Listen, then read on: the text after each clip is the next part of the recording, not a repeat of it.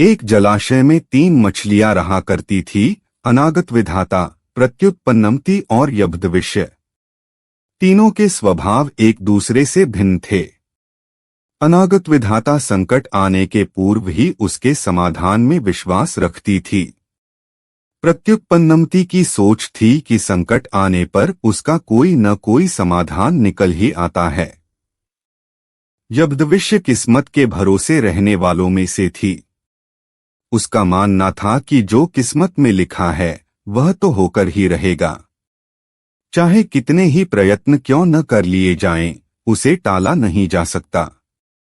तीनों मछलियां जिस जलाशय में रहती थीं, वह मुख्य नदी से जुड़ा हुआ था, किंतु घनी झाड़ियों से ढका होने के कारण सीधे दिखाई नहीं पड़ता था। यही कारण था कि वह अब तक मछुआरों की दृष्टि से बचा हुआ था।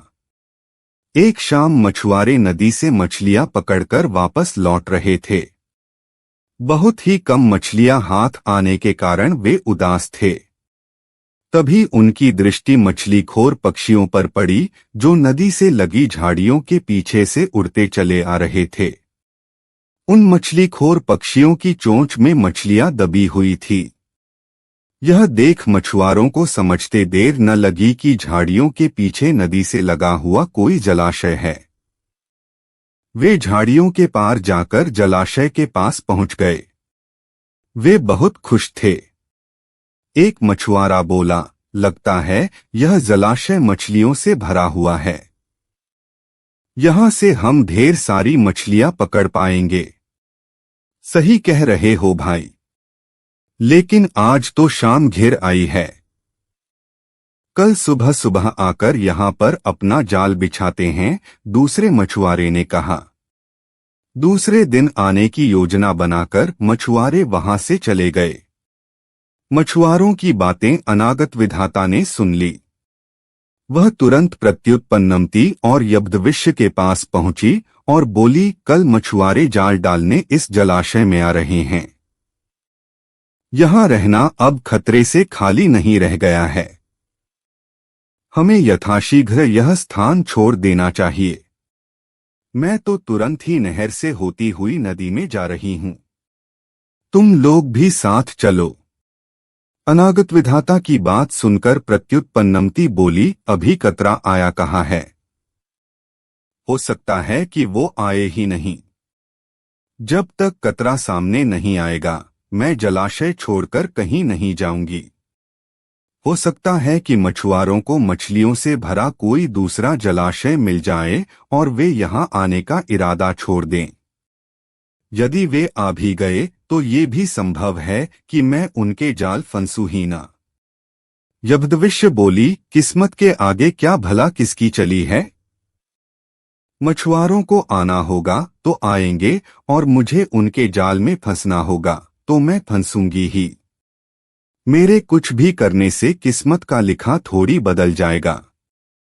अनागत विधाता ने अपनी योजना अनुसार वहां से प्रस्थान करना ही उचित समझा और वह तुरंत वहां से चली गई। प्रत्युत्पन्नमति और यब्धविष्य जलाशय में ही रुकी रही। अगले दिन सुबह मछुआरे जाल लेकर आए और जलाशय में जाल फेंक दिया। संकट सामने देख बचाव हेतु प्रत्युत्पन्नमति अपना दिमाग दौड़ाने लगी। उसने इधर उधर देखा, किंतु उसे कोई खोखली जगह नहीं मिली जहां जाकर वह छुप सके। तभी उसे एक उदबिलाव की सड़ी हुई लाश पानी में तैरती हुई दिखाई पड़ी। वह उस लाश में घुस गई और उसकी सड़ांध अपने ऊपर लपेटकर बाहर आ गई।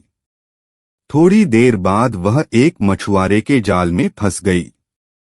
मछुआरे ने जब जाल बाहर निकाला और सारी मछलियों को जाल से एक किनारे पर उलट दिया, तब प्रत्युत्पन्नमति सड़ांध लपेटे हुए मरी मछली की तरह जमीन पर पड़ी रही। उसमें कोई हलचल न देख मछुआरे ने उसे उठाकर सूंघा। उसके ऊपर से आ रही बदबू से उसने अनुमान लगाया कि ये अवश्य कई दिनों पहले मरी मछली है और उसने उसे पानी में फेंक दिया। पानी में पहुंचते ही प्रत्युत्पन्नमति तैरकर सुरक्षित स्थान पर चली गई। इस तरह बुद्धि का प्रयोग कर वह बच गई। वहीं दूसरे मछुआरे के जाल में फंसी यब्दविश्य कुछ किए बिना किस्मत के भरोसे रही और अन्य मछलियों के साथ दम तोड़ दिया। सीख moral of the story the three fishers. किस्मत उसी का साथ देती है जो खुद का साथ देते हैं।